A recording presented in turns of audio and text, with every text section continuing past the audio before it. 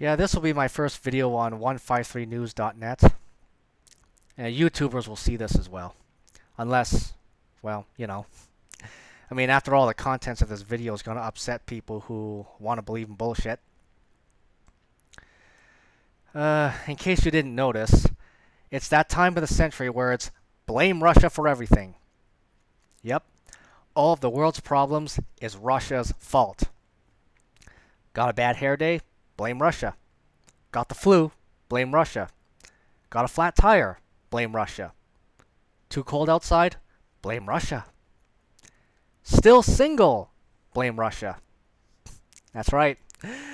Yes, that's right, gentlemen. The reason you don't have girlfriends, the reason you're still TFL, it's all Russia's fault. I mean, they gotta create customers for the mail order brides. Hell, I'm still single. I hold Putin responsible. That's right. Putin, Lavrov, Zakharova, Medvedev, Peskov, they're all responsible. And I can prove it too. Yeah, take a look at this. See this? Smoking gun evidence in your face. And if the American intelligence says it, it must be true, right? That's right. A piece of paper that says Russia did it. That is considered irrefutable evidence nowadays. So kids, if you're ever late for class, just show your teacher this.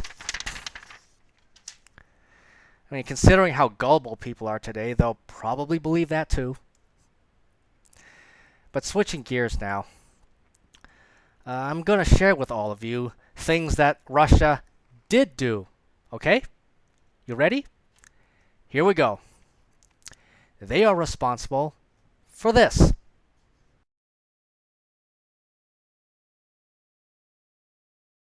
And this.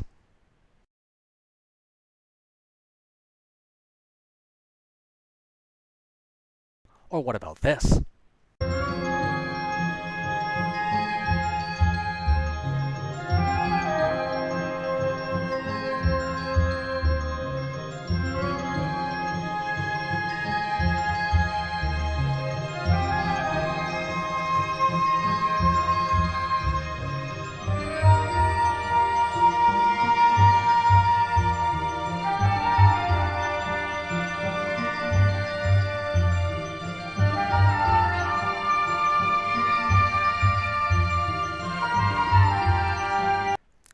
Yeah, I'll post links for those below.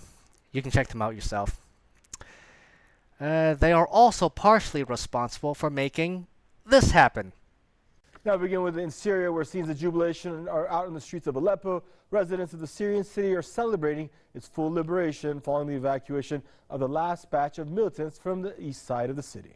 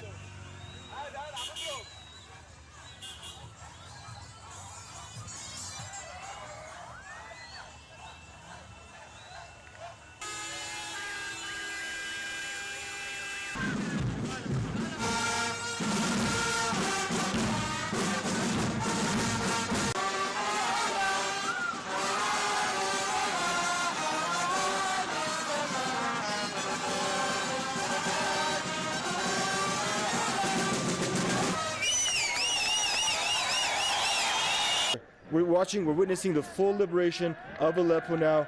Syrians are out in scores in the streets in a very festive mood. What kind of message does this send to the world? Oh, I think it sends to the world that the Syrian people have prevailed in spite of foreign interference by various intelligence agencies to undermine and overthrow their government. And I think this really is a day for not just the people of Syria to rejoice, but for the people in the USA to rejoice as well. That hopefully our government has learned a lesson that it's not the right thing to do when you go out and mess with sovereign nations and try to overthrow other governments.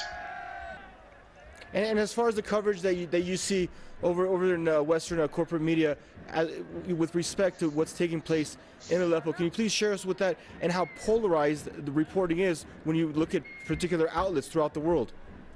Well, what we're seeing in the West, we're not seeing the celebration. All we're seeing is they're portraying this as a disaster, that this is a humanitarian crisis, that these innocent jihadis are going to be wiped out and civilians are going to be killed with them, that these are freedom fighters that they're trying to get out of there. You know, the bottom line is that, you know, so many Western, U.S. advisors and Turkish advisors, Saudi advisors, Israeli advisors, who are actually the terrorists themselves, who've been training these terrorists to do these brutal acts, are the ones who are getting captured. This is an intelligence bonanza for Syria, Russia, and Iran. Don't forget about these too.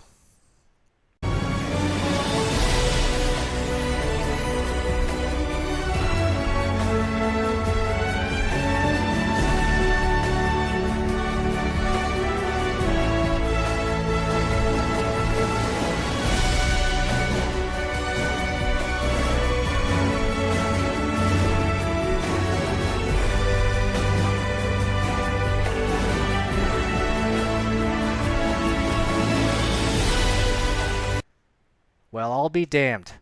Not only do they actually fight terrorists, but they also bring the troops home. Yeah, concepts that are unheard of in Washington, apparently.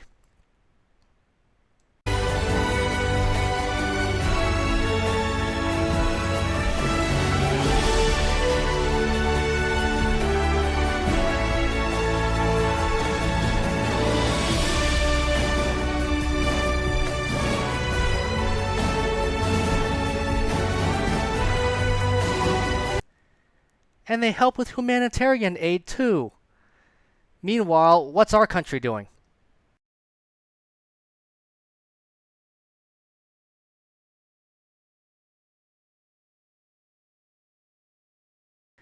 Yeah, that's so much better than helping people in life and death situations.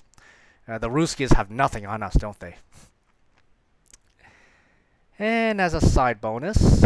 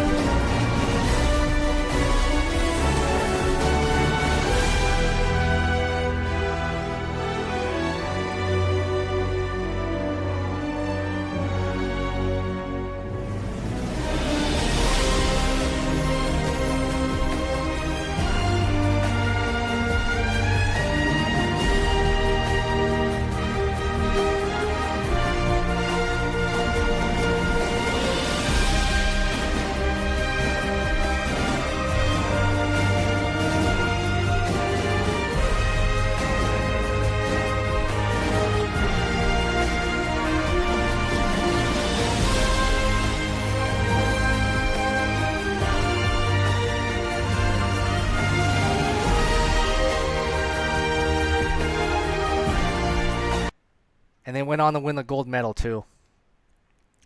You know, after this, I'm probably going to be called a Russian troll or a Kremlin stooge or a Putin apologist. So yeah, I think I'll blame Russia for that too. I mean, after all,